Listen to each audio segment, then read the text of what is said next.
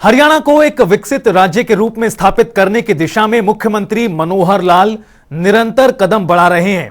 पिछले 8 सालों से हरियाणा सरकार पारदर्शिता के साथ प्रदेश और प्रदेशवासियों के लिए काम कर रही है।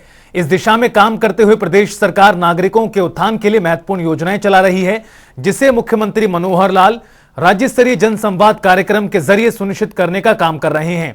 इस कड़ी में मुख्यमंत्री मनोहर लाल ने 3 दिनों में भिवानी के 12 गांवों का दौरा कर आम जन के साथ अनोखे अंदाज में जनसंवाद किया। मुख्यमंत्री के जनसंवाद कार्यक्रम के दौरान कई बड़े फैसले भी लिए गए हैं, तो वहीं ग्रामीणों ने विकास कार्यों के लिए मुख्यमंत्री का आभार भी व्यक्त किया है। देखिए रिपोर्ट।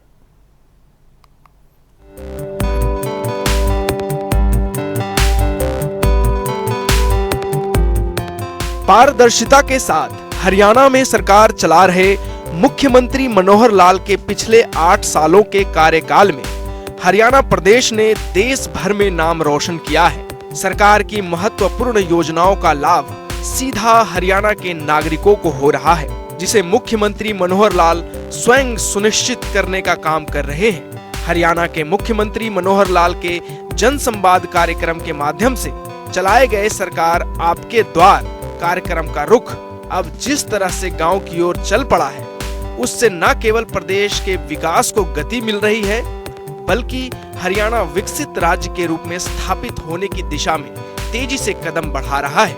मुख्यमंत्री मनोहर लाल ने राज्य स्तरीय जनसंवाद कार्यक्रम के जरिए 3 दिवसीय भिवानी दौरे पर 12 गांवों में जाकर ग्रामीणों की समस्याएं सुनी, तो साथ ही उन समस्याओं का समाधान के लिए संबंधित अधिकारियों को जरूरी दिशा निर्देश भी दिए हैं। भिवानी दौरे के पहले दिन मुख्यमंत्री मनोहर लाल ने जनसंवाद कार्यक्रम के जरिए पहले दिन खरक कला, कलिंगा और चांग गांव में जनसंवाद कर आम जन से जुड़े। वहीं दूसरे दिन मुख्यमंत्री मनोहर लाल तिगड़ाना, धनाना, बलियाली, बापौड़ा, दिनोद और तोशाम के लोगों के बीच पहुंचे। भिवानी दौरे के तीसरे दिन मुख्यमंत्री ने धुलेड़ी, संडवा और कैरू गांव का दौरा किया है। जनसंवाद कार्यक्रम के दौरान मुख्यमंत्री मनोहर लाल का अनोखा अंदाज भी देखने को मिला है, जहां मुख्यमंत्री ने आमजनों के बीच जनसंवाद के दौरान खाट और मोढ़े पर बैठकर आम जन की समस्याएं सुनी और गांव के विकास को लेकर चर्चा भी की। मुख्यमंत्री का दुल्हेड़ी दौरा। भिवानी दौरे के तीसरे दिन मुख्यमंत्री मनोहर लाल सबसे पहले तोशाम पहुंचे, जहां उन्होंने पंजाबी धर्मशाला का उद्घाटन कर उसे स्थानीय निवासियों को समर्पित किया। साथ ही खुला दरबार लगाकर आम जन की समस्याएं सुनी। पिछले 8 सालों से हरियाणा के विकास के लिए काम कर रहे मुख्यमंत्री मनोहर लाल ने इस दौरान बड़ी घोषणाएं भी की। मुख्यमंत्री ने बताया कि पारदर्शिता के साथ ऑनलाइन के तहत जहां तबादला उद्योग को बंद करने का काम किया गया है, वहीं जमीन की फरद ऑनलाइन कर आम जनता को राहत देने का काम किया है। मुख्यमंत्री मनोहर लाल के कार्यकाल में हरियाणा सरकार ने बिना खर्ची पर्ची के नौकरी देने का काम किया है। तोशाम दौरे पर मुख्यमंत्री मनोहर लाल ने पुलिस थाने का भी औचक निरीक्षण किया है, जहां पुलिस की कार्य प्रणाली पर विशेष ध्यान दिया। वहीं थाने के रिकॉर्ड रूम समेत तमाम व्यवस्थाओं की भी जांच की। इस दौरान मुख्यमंत्री ने पुलिस थाने की साफ सफाई के लिए एसएचओ को प्रोत्साहित करने का काम किया है, तो साथ ही सिपाहियों के बेड की व्यवस्था के लिए 5 लाख रुपए के इनाम की घोषणा भी की है। दुल्हेड़ी गांव में मुख्यमंत्री मनोहर लाल ने जनसंवाद कार्यक्रम के दौरान सफाई व्यवस्था के लिए जहां दुल्हेड़ी गांव की तारीफ की, वहीं पूरे भिवानी जिले को दुल्हेड़ी गांव के स्वच्छता मॉडल को अपनाने का निर्देश भी दे दिया, जिससे कि सफाई व्यवस्था पर विशेष ध्यान दिया जा सके। इसके अलावा मुख्यमंत्री मनोहर लाल ने 135 महाग्रामों में साफ सफाई के लिए 5 लाख रुपए देने की घोषणा भी की है। मुख्यमंत्री मनोहर लाल के इस कदम से जहां एक ओर लगभग 800 युवाओं को रोजगार मिलेगा, तो वहीं दूसरी ओर स्वच्छ भारत, स्वच्छ हरियाणा अभियान को और गति मिलेगी। प्रधानमंत्री नरेंद्र मोदी भी मन की बात कार्यक्रम के जरिए दुल्हेड़ी गांव की स्वच्छता की तारीफ कर चुके हैं। मेरे प्यारे देशवासियों, स्वच्छ भारत अभियान ने हमारे देश में जन भागीदारी के मायने ही बदल दिए हैं। देश में कहीं पर भी कुछ स्वच्छता से जुड़ा हुआ होता है तो लोग इसकी जानकारी मुझ तक जरूर पहुंचाते हैं। ऐसे ही मेरा ध्यान गया है हरियाणा के युवाओं के एक स्वच्छता अभियान पर। हरियाणा में एक गांव है दुल्हेड़ी। यहाँ के युवाओं ने तय किया हमें भिवानी शहर को स्वच्छता के मामले में एक मिसाल बनाना है। उन्होंने युवा स्वच्छता एवं जन सेवा समिति नाम से एक संगठन बनाया। इस समिति से जुड़े युवा सुबह 4 बजे भिवानी पहुंच जाते हैं। शहर के अलग अलग स्थलों पर ये मिलकर सफाई अभियान चलाते हैं। ये लोग अब तक शहर के अलग अलग इलाकों से कई टन कूड़ा साफ कर चुके हैं। मुख्यमंत्री का संडवा दौरा।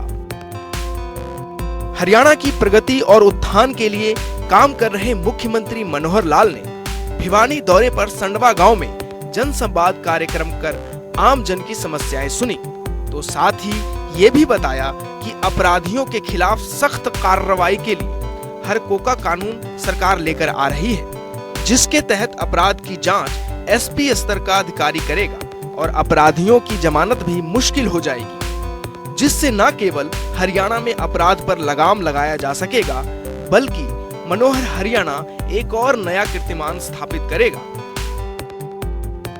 मुख्यमंत्री का कैरू दौरा।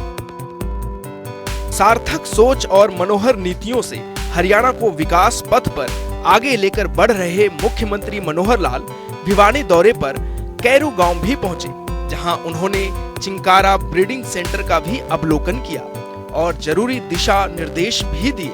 जन संवाद कर आम जन से भी जुड़ने का काम किया। इस दौरान बड़ी संख्या में लोगों ने मुलाकात कर मुख्यमंत्री के समक्ष अपनी बातें रखी। इस दौरे पर मुख्यमंत्री मनोहर लाल ने कई बड़े फैसले किए, तो साथ ही विकास कार्यों पर मुहर भी लगाई है। पहला दौरा भिवानी जिले का 3 दिन का ये मेरा आज पूरा हुआ है। इस दौरे में खरक कला, खरक खुर्द, कलिंगा, जांग, भिवानी, उसके बाद अगले दिन धनाना से पहले तिगराना, पुर, वाणीखेड़ा, बलियाली और बापोड़ा, विनोद, उसके बाद सुशाम से आज सुबह दुलेड़ी से संडवा के बाद चांद, कैरू। इतने सब गांव के अंदर मेरा दौरा हुआ है। बड़ी संख्या में लोग मिले हैं। हमारी जितनी योजनाएं हैं उन पर भी सबने मोहर लगाई है, चाहे वो राशन कार्ड बनाने की बात हो, प्रोएक्टिव मोड पर चाहे पेंशन बढ़ाने की बात हो, चाहे बिना पर्ची खर्ची के नौकरी देने की बात हो, आयुष्मान भारत और चिरायु हरियाणा उसके नाते से लोगों को जो लाभ मिला है उसको भी लोगों ने कन्फर्म किया है। भिवानी दौरे पर मुख्यमंत्री मनोहर लाल ने जन संवाद कार्यक्रम के तहत ग्रामीणों को नई सौगात देते हुए बड़ी घोषणाएं की हैं, जिसके तहत अब शहरों की तर्ज पर गांवों में भी सेक्टर विकसित किए जाएंगे। जन संवाद कार्यक्रम की शुरुआत मुख्यमंत्री मनोहर लाल ने पिछले साल रोहतक जिले से की थी, जिसके बाद मुख्यमंत्री ने सिरसा, सोनीपत, करनाल, कुरुक्षेत्र, फतेहाबाद जिलों में जन संवाद कार्यक्रम को किया, जहां बड़ी संख्या में लोगों ने मुख्यमंत्री के समक्ष अपनी समस्याएं रखी। हालांकि अधिकांश समस्याओं के निदान के लिए मुख्यमंत्री ने अधिकारियों को मौके पर ही निर्देश जारी किए।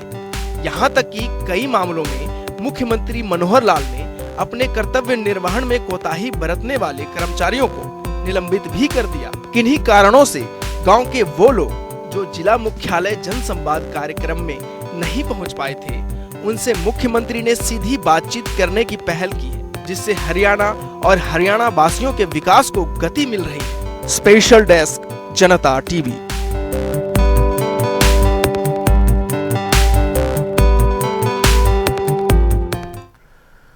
साफ सफाई के लिए जिस दुल्हेड़ी गांव की तारीफ प्रधानमंत्री नरेंद्र मोदी ने अपने मन की बात कार्यक्रम में की थी, वहीं अब मुख्यमंत्री मनोहर लाल ने स्वच्छता अभियान के लिए प्रेरणा स्रोत बने दुल्हेड़ी गांव के आधार पर क्या फैसला किया है, आइए ग्राफिक्स के जरिए समझते हैं।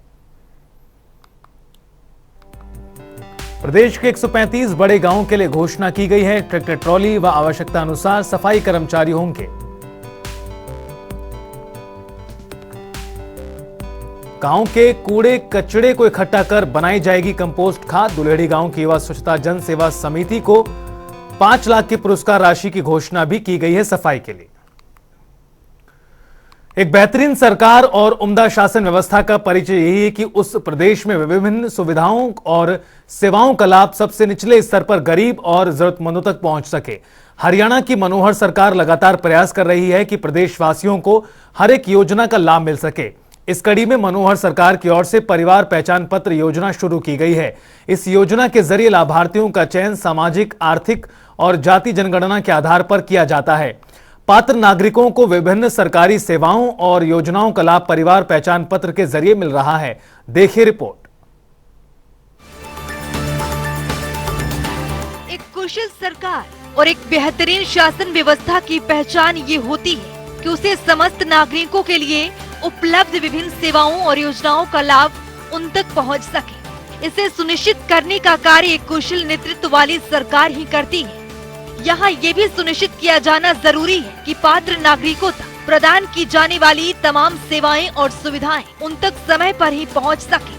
हरियाणा सरकार ने पिछले 8 वर्षों में इस दृष्टि से एक सुशासित व्यवस्था को विकसित किया है। प्रदेश के हर एक नागरिकों को सरकार की ओर से चलाई जा रही तमाम योजनाओं का लाभ देने के लिए हरियाणा सरकार ने सुशासन की दिशा में कई कदम उठाए हैं। सरकार ने इसके लिए परिवार पहचान पत्र योजना शुरू की है, जिसके जरिए आज लाभपात्र नागरिकों तक पहुंचना शुरू हो गया है। परिवार पहचान पत्र हरियाणा में रहने वाले लोगों के लिए सुनिश्चित करता है कि सभी लाभार्थियों को केंद्र और राज्य सरकार की सेवाओं और योजनाओं का लाभ मिलता रहे। मेरा परिवार मेरी पहचान के तहत लाभार्थियों को चयन सामाजिक, आर्थिक और जाति जनगणना के आधार पर पात्र किया जाता है। नागरिकों को विभिन्न सरकारी सेवाओं और योजनाओं के लाभ मिल सके। इस योजनाओं के तहत राज्य के लाखों परिवारों को लाभान्वित हुए हैं। हरियाणा की मनोहर सरकार परिवार के विशेष पहचान पत्र में उपलब्ध आंकड़ों के अनुसार परिवार के पात्रता की पता लगाएगी और फिर परिवार को सभी सेवाओं और योजनाओं का लाभ प्रदान करेगी। हरियाणा परिवार पहचान पत्र के तहत लाभार्थी का पूरा ब्यौरा दर्ज होगा। इस योजना के तहत हरियाणा के प्रत्येक परिवार के लिए 14 अंकों का विशिष्ट पहचान पत्र तैयार कर प्रत्येक परिवार को प्रदान किया जाता है। ये 14 अंकों के पहचान पत्र एकल और संयुक्त दोनों तरह के परिवारों के लिए तैयार किए जाते हैं। हरियाणा परिवार पत्र के जरिए प्रदेश के सभी परिवारों का एक प्रमाणिक, सत्यापित और विश्वसनीय डाटाबेस तैयार किया जाता है। ये कार्य पूरा हो जाने के बाद नागरिक केंद्रित सेवाओं का पूर्ण रूप से वितरण किया जा सकेगा। साथ ही एक व्यवस्थित प्रणाली होने से सेवाओं और विभिन्न कल्याणकारी योजनाओं के दायरे में सभी पात्र लोगों को लाभ पहुंचाना हरियाणा की मनोहर सरकार का दायित्व है कि सभी योजनाओं का लाभ मिल सके। हरियाणा की मनोहर सरकार ने इस दिशा में बेहद सराहनीय कदम उठाए हैं। समाज के पिछड़े और आर्थिक रूप से कमजोर वर्गों को लेकर सरकार बेहद संजीदा दिखाई दे रही है। ऐसे लोगों के लिए योजनाएं और उन योजनाओं के फायदे पात्र लोगों तक पहुंचने के लिए भी सार्थक कदम उठाए गए हैं। हरियाणा सरकार राज्य में प्रत्येक परिवार को विशिष्ट पहचान पत्र प्रदान करने के लिए परिवार पहचान पत्र पोर्टल मेरा परिवार .हरियाणा.gov.in लॉन्च किया है। ये पोर्टल सूचना प्रौद्योगिकी का उपयोग करके लोगों को पारदर्शी और सरल तरीके से सरकारी योजनाओं का लाभ देने की सुविधा प्रदान करेगा। इस ऑनलाइन पोर्टल के जरिए प्रदेश के लोग परिवार पहचान पत्र के लिए ऑनलाइन आवेदन कर सकते हैं। इसका लाभ उठाने के लिए उपस्थित हमारे कार्ड धारक बंधु, अन्य सभी उपस्थित सज्जनों वृंद, जैसा बताया गया भूमिका में कि जब हम सरकारी कामकाज को देखते हैं, केंद्र सरकार की और प्रदेश सरकार की बहुत सी ऐसी योजनाएं होती हैं, स्कीम्स होती हैं, जिनको बनाया तो जाता है, बजट के समय घोषित किया जाता है, उसको पहुंचाने के लिए अलग अलग विभागों की जिम्मेदारी भी होती है। लेकिन ध्यान में ये आया है कि सभी विभाग इंडिपेंडेंटली अपना अपना काम करते हुए सब डाटा उनका अपने अपने विभागों का अलग अलग होता है और फिर मैनुअल तरीके से वो चीजें आगे नीचे तक ले जाने का प्रयत्न किया जाता है, लेकिन शिकायतें भरमार होती हैं। पात्र व्यक्ति को स्कीम का लाभ मिलता नहीं है और कई बार अपात्र व्यक्ति उस स्कीम का लाभ ले जाते हैं। या कभी कभी डुप्लीकेसी बहुत हो जाती है। एक ही व्यक्ति जिस स्कीम का लाभ नहीं लेना चाहिए उसका ले लेता है और कई बार तो डबल भी ले लेता है। जितनी स्कीमें हैं इनका सब लाभ योग्य व्यक्तियों तक ठीक से पहुंचा दिया जाए, समाज का जो पंक्ति में खड़ा हुआ अंतिम व्यक्ति या अंतिम परिवार, तो स्कीमें इतनी हैं कि मैं समझता हूं बहुत जल्दी गरीब समाज का जो उसकी आवश्यकता है उसकी पूर्ति, उसके हित की चिंता, ये सब हम कर सकते हैं।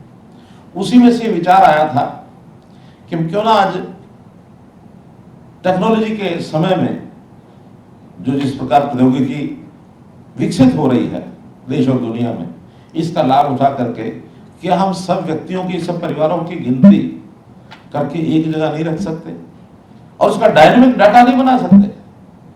हमारी बहुत स्कीमें होती हैं 10 साल का पिछला जो डाटा होता है उसके ऊपर चलती रहती है। SECC डाटा 2011, उस समय कोई डाटा बन गया होगा और ठीक बना गलत बना, आज जो नई स्कीम है उसके आधार पर देते हैं।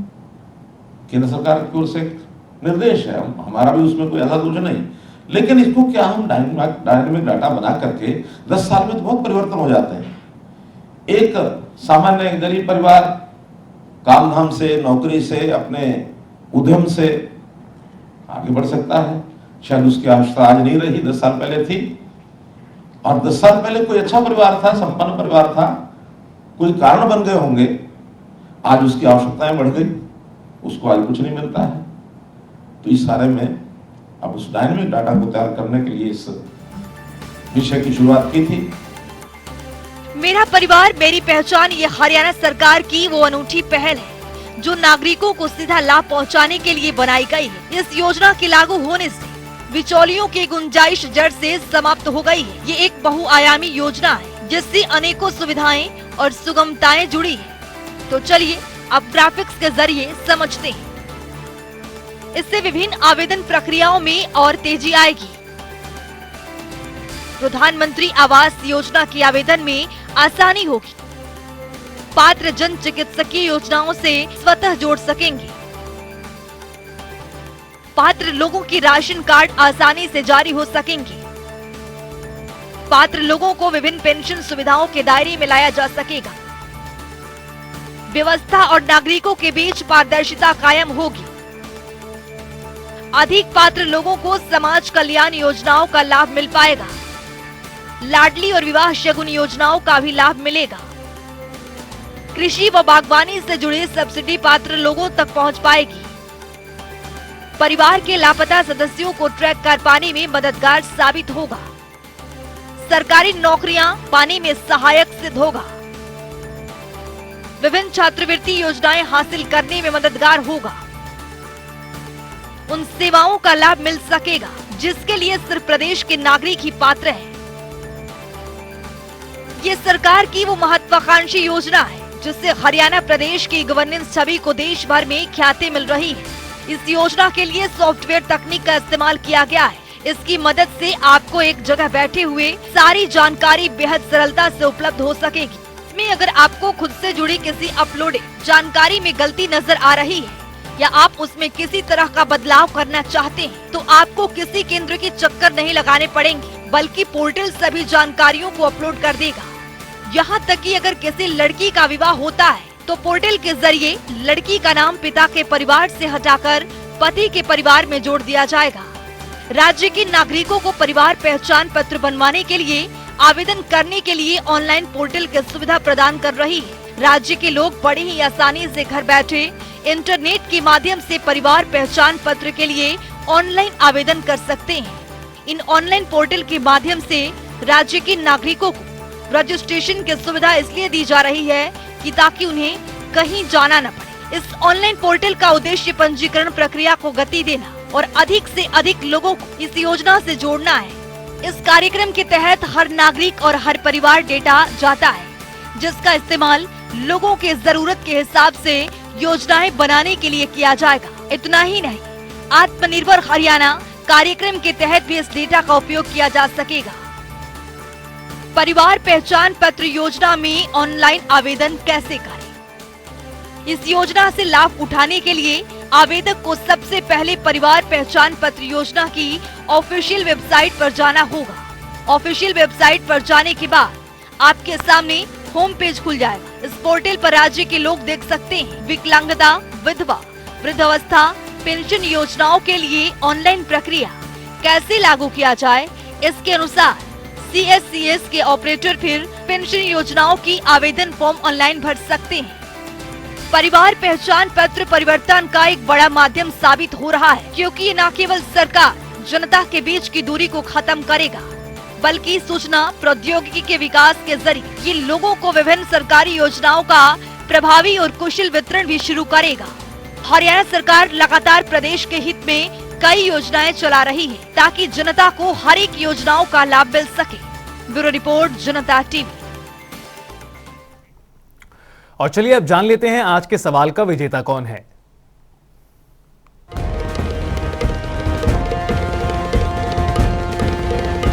तो बात अब आज के विजेता की। जैसा कि आप जानते हैं, हर रोज एक नया सवाल पूछते हैं और सही जवाब देने वाले के नाम और तस्वीर अपने टेलीविजन स्क्रीन पर दिखाते हैं, साथ ही उसको उपहार भी देते हैं। तो चलिए अब जान लेते हैं कि कल का हमारा सवाल क्या था और कौन है इसका विजेता। कल का हमारा सवाल था, प्रधानमंत्री उज्ज्वला योजना की शुरुआत कब की गई थी। इसका सही जवाब है 1 मई 2016। ढेरों जवाब आए, लेकिन हमारे विजेता हैं चंडीगढ़ से मंजीत राणा। मंजीत, आपको बहुत बहुत बधाई। तो फिर पूछेंगे आज का सवाल, देखते रहिए जनता टीवी।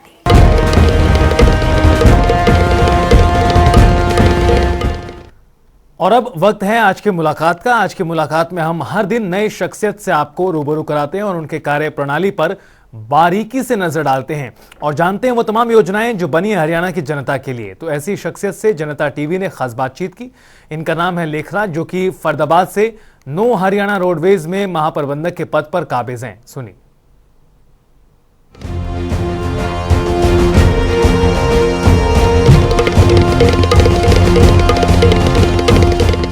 हाँ, सरकार का ये कदम है और हमारे पास ये नोटिफिकेशन आ चुकी है हिदायत सरकार की कि अब 1 तारीख से जो पहले मेल थे सीनियर सिटीजन जिनकी 65 के बाद आधी टिकट लगती थी, अब 60 के बाद लगा करेगी। और पहले फीमेल की 60 से ऊपर होते थे उनकी लगती थी 60 साल वालों की।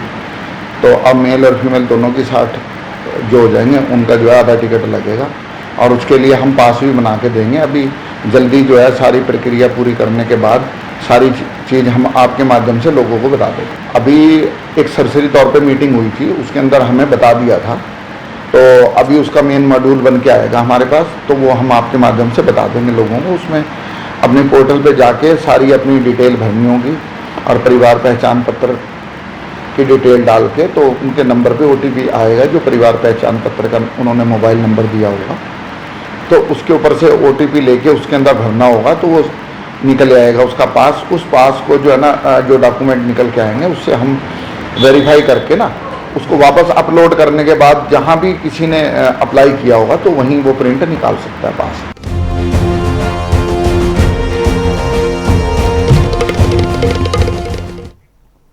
और चलिए अब आपको बताते हैं आज का सवाल क्या है।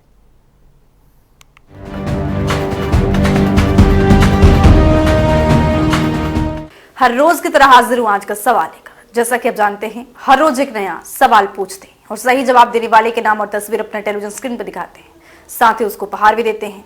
तो चलिए हम नजर डालते हैं आज के सवाल पर। मुख्यमंत्री दुग्ध उपहार योजना का शुभारंभ कब किया गया था। A 4 August 2021, B 5 August 2020, C 6 August 2022, D 8 अगस्त 2019। तो दीजिए सही जवाब और बढ़िए विजेता।